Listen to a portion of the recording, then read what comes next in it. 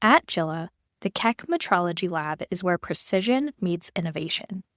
It's home to JILA's shared optical measurement instruments, including atomic force microscopes, spectrum analyzers, beam profilers, and more.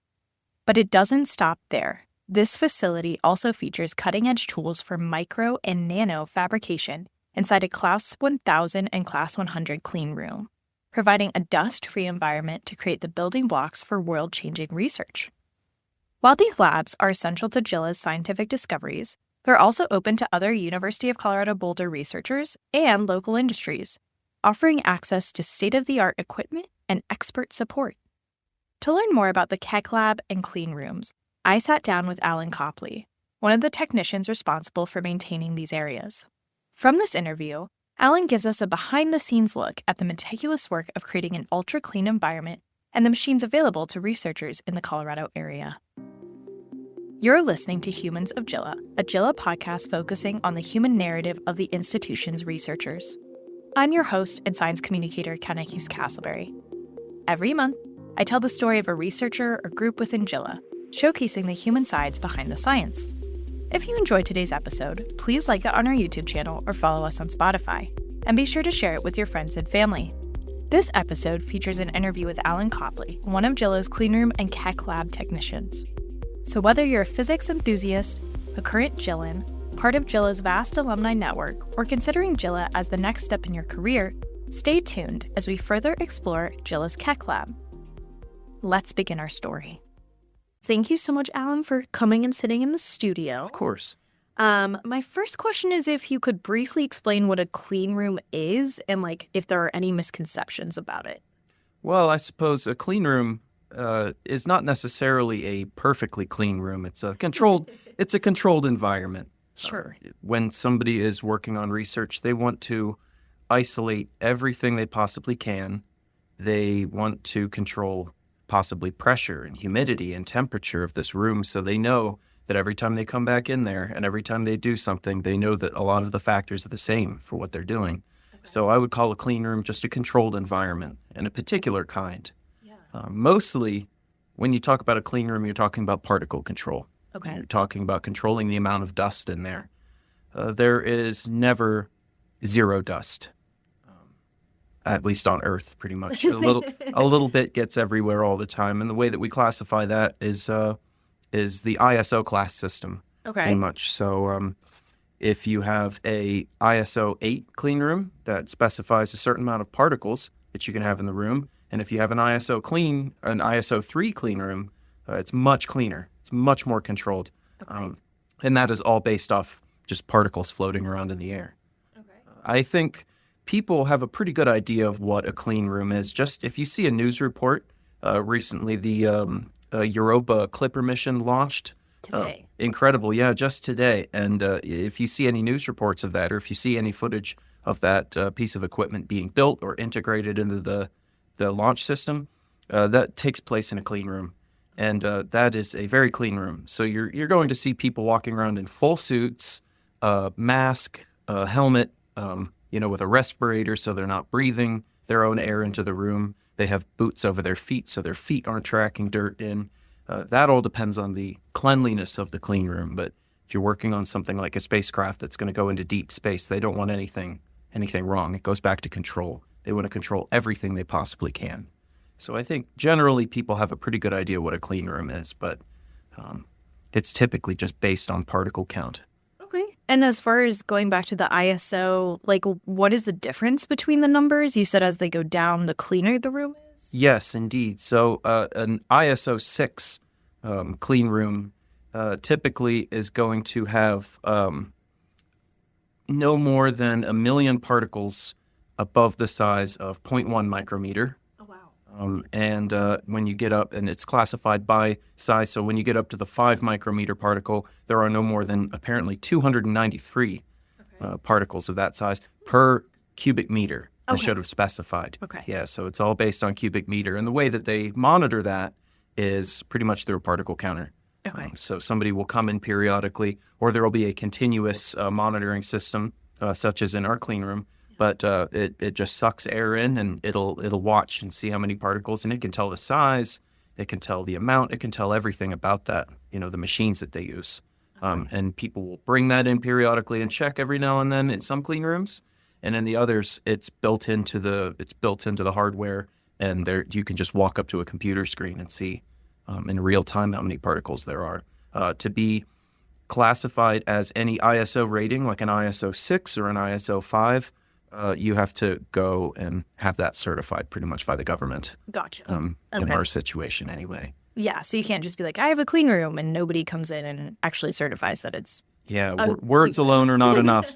Yeah. Understandable. Absolutely. Moving on to my next question, could you kind of explain in a different way, like we have the clean room, but we also have this Keck Lab, and what sort of instruments are in there and what that's used for? Yeah, the Keck Lab is a user-based facility. It tries to cater to the needs of what researchers at JILA are trying to do. Specifically, the Keck Lab is built around micro and nanofabrication.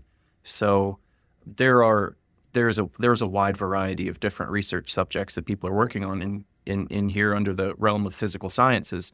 That could be optics, that could be biotechnology, that could be some sort of computer chip or something that they're trying to design and build. And our lab is all based around manufacturing, researching, and measuring those things. So we have a clean room. We also have a metrology lab. And together you can research, create something, and then go and look at it and make sure that you've got what you need. So that's what the Keck Lab is for on paper. Practically, that means thin film coatings. Okay. Some coating things in a very thin layer of some sort of material, a metal or a dielectric, ceramic or something like that, and photolithography, where they're actually etching patterns onto these things and creating tiny, tiny little structures. That's pretty much what the Keck Lab comes down to. And in the metrology lab, you're talking about surface characterization. So if you have a lens for some sort of laser optic or something that you want a certain way, you can look at the surface of this and see how smooth it is, see if there are any deviations. You can check and see how round it is.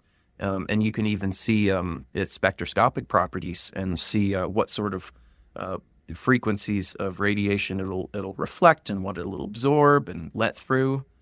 All of these things can be important for the wide variety of your research going on here. Wow. That's fascinating. It can be very specific. It can also be very general. Okay. So you kind of get a range of people, I'm assuming, who come in and just have a wide variety of projects. A wide range of people within JILA and other people from CU and even external customers as well. Oh, lovely. So it's always busy, I'm assuming. It is fairly busy. Yeah, sometimes there are surges and sometimes it's very quiet. Right now it's pretty quiet. Okay. But I'm sure another surge will come at some point. When people are done writing their papers and they need to come back and do more research, they'll be back in spades. Gotcha. Ready to work. And we are here to support that in any way we can. So again, the Keck Lab is user-based. Right. It is there for when anybody needs it to do whatever they need it to do. If somebody comes up with an idea for something we have never done before in the lab, we're going to try to find a way to do it. If it's a new material they're trying to coat, so maybe they have a silicon wafer and they want to coat platinum. We haven't done that much before, but recently we've started doing it because people have found need for it. Recently, people have found need to coat cylinders as well as flat surfaces. Oh, wow. So we're working on modifying machinery so we can spin a cylinder above a crucible of material and have it fly up onto the surface and stick to it. So wow. That's one of the incredible things about the lab is it's always changing. There's no fixed product that we're making. It's just there to help people do what they need to do. That's amazing.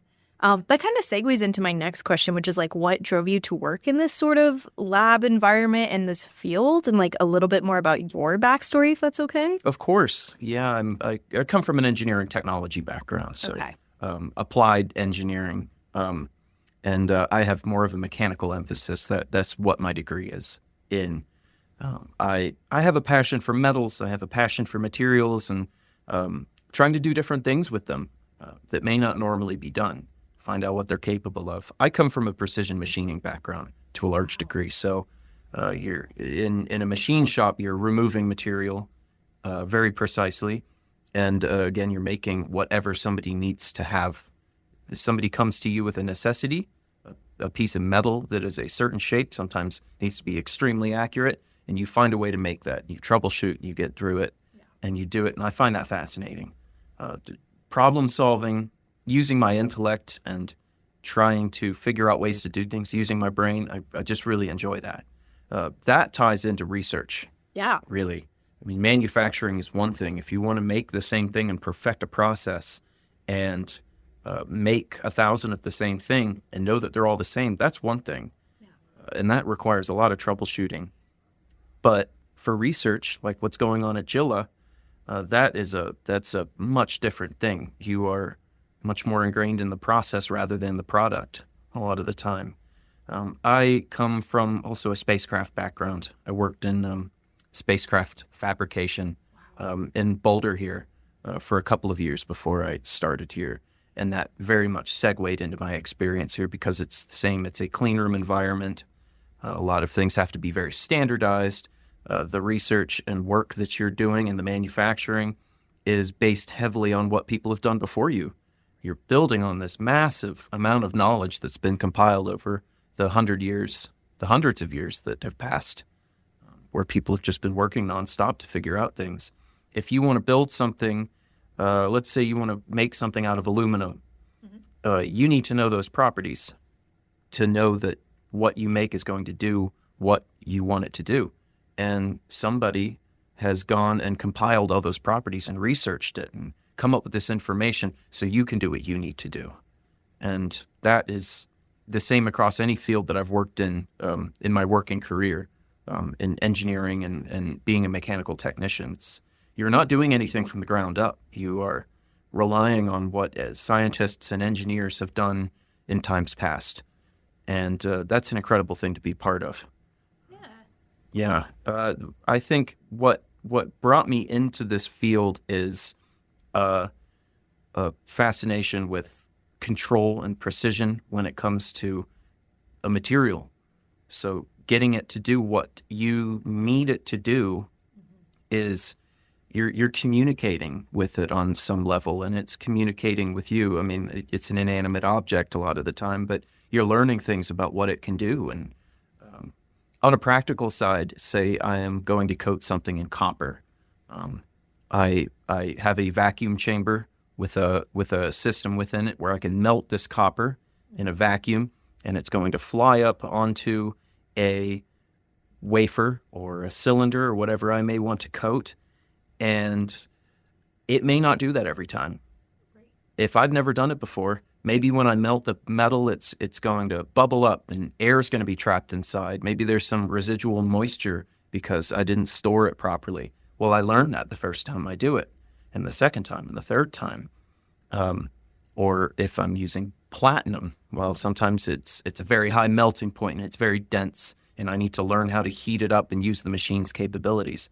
And again, somebody has compiled charts of all this stuff, and it doesn't get you all the way. It gets you very close. It gives you parameters you can follow. And somebody designed the machine that you're going to use too, a large team of people. Mm-hmm. So you're not doing this from the ground up, but you are discovering new things. Wow. Yeah, it's fascinating. It's fulfilling. That's the bottom line. It's just fulfilling. Yeah, and you get to work with students in this process. That's always really fun too. Nonstop students, professors, researchers, professionals in the field. Yeah. Whatever somebody needs to get done. And I also have to learn to communicate with them. Right. Everybody speaks their own language depending on what they're doing. Yeah. There's a lot of just esoteric words and terms and processes that you need to have locked in. And I learn as I go. And asking questions nonstop is great. And one of the great things about JILA and working in the Keck Lab is people are very open to questions all the time. If you ask something that they may have learned years ago and it's just part of their basic alphabet of what they do, what may be new to me, but they're always happy to respond and teach me what that is and give me a grasp on it. That's continual. And again, working in this environment, part of what brought me here is also just continuous improvement. You never reach a destination where, oh, I'm done learning. I'm just going to be doing the same thing now. It's always learning. You're learning every day. Yeah, absolutely. That actually goes into my next question, which is like what your day-to-day actually looks like. Since you have a bunch of different projects, you have a bunch of different people coming in. I'm assuming every day is a little bit different, but it might be structured similarly. Or if you have like a different day-to-day, what does that look like for you? Every day is pretty different. Okay. It falls into a few different strata. Some days I'll be repairing equipment. Most of the work that we do, in terms of thin film coatings at least, and we also have a scanning electron microscope.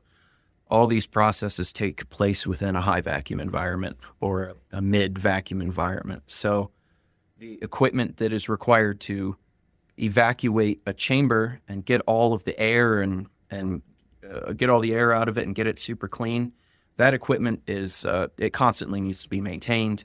It needs to be repaired, replaced, looked at and learned from.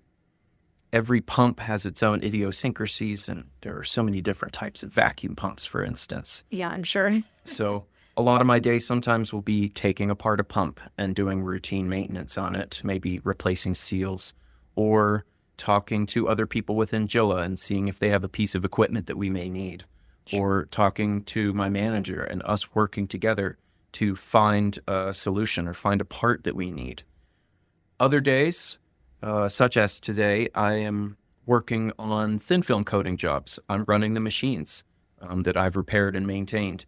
It's time for them to do their work.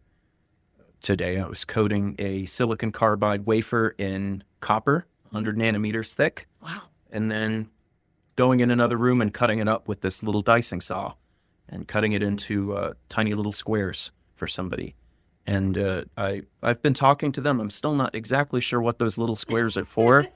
I would enjoy knowing. I intend to find out. Good. So other days, administration.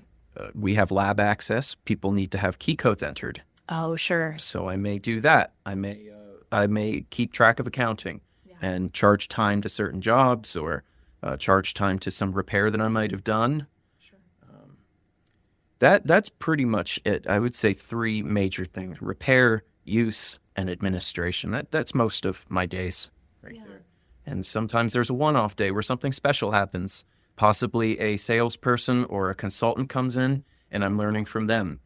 Sure. The other day, we have a very nice optical microscope in our metrology lab, and it's capable of a huge amount of different processes, and it can generate little 3D models of surfaces down to a very high resolution. Well, I didn't know a lot of these things until somebody from the company came in and talked to us, and he sat me down and he said, "Hey, look at this button. Have you ever pressed that?" I was like, "No."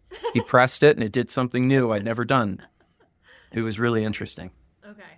Do you have like a favorite task out of those 3 that you enjoy more than others? The last one that I mentioned with the microscope, that was one of my favorites. Yeah. I had no idea. He pressed a button, it scanned up and down, and it generated a 3D heat map of a surface that I thought was perfectly flat, or at least very flat. And you zoom into the micron scale, and there are little pits and valleys, and then you can slice this 3D model and look at a line on a graph and see how high does it get, how low does it get. Oh, there's a 3 micron difference between high and low. For me, as a technician and as a research assistant and a clean room person, I'm not directly doing research. Right. So maybe that doesn't matter to me. But now I know when somebody comes in, maybe that's very important. Maybe that's exactly what they're doing. Now I can point that button out to them and tell them to press it, and they'll find much better use for it than me. So I think learning pieces of equipment directly from the people who made them, that's one of my favorite days.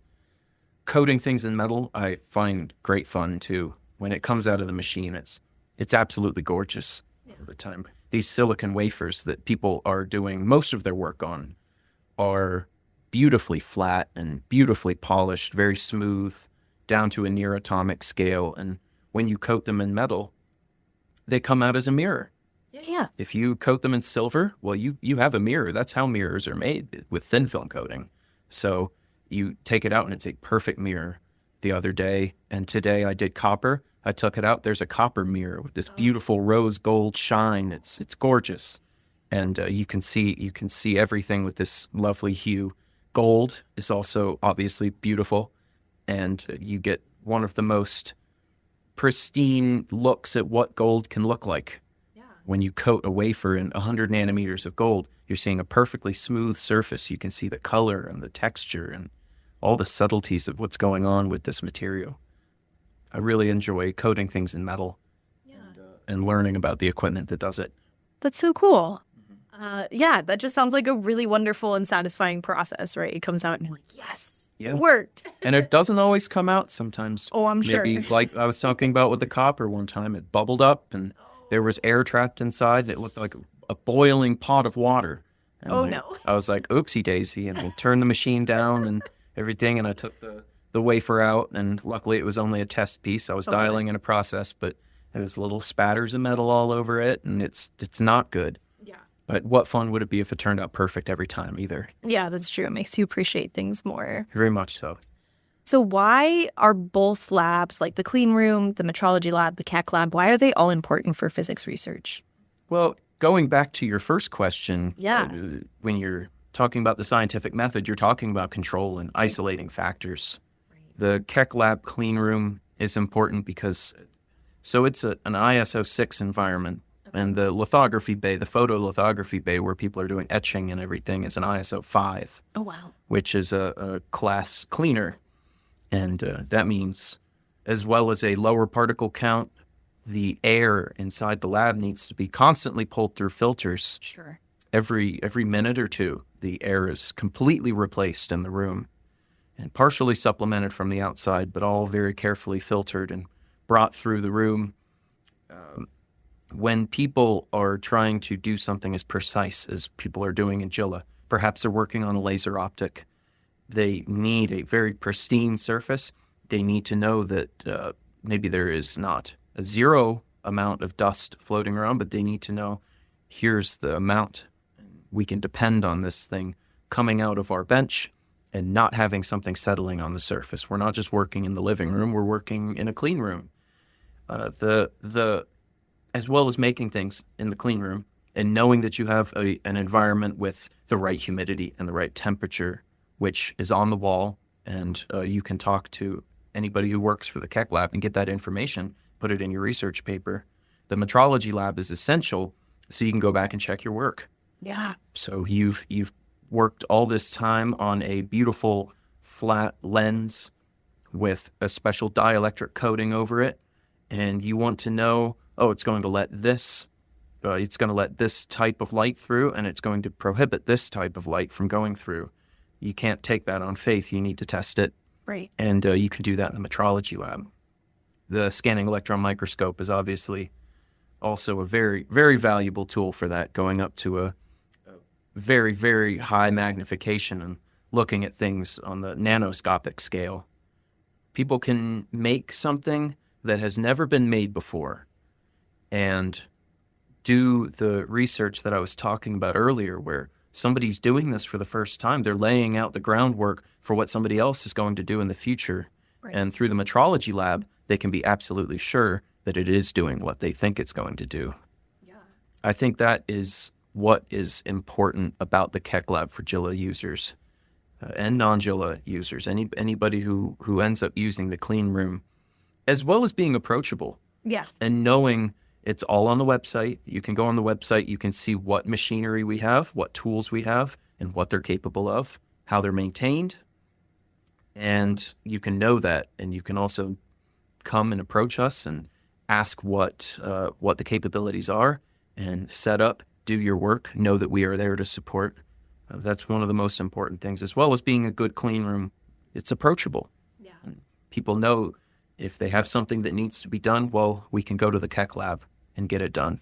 Right. Yeah. And then ask you guys questions and learn more, right? Scott is extremely knowledgeable in material science and thin film coatings and how to coat things and how to clean things. And I can assist in making a special fixture to hold something a special size. Maybe you want to coat, like I was talking about, a cylinder.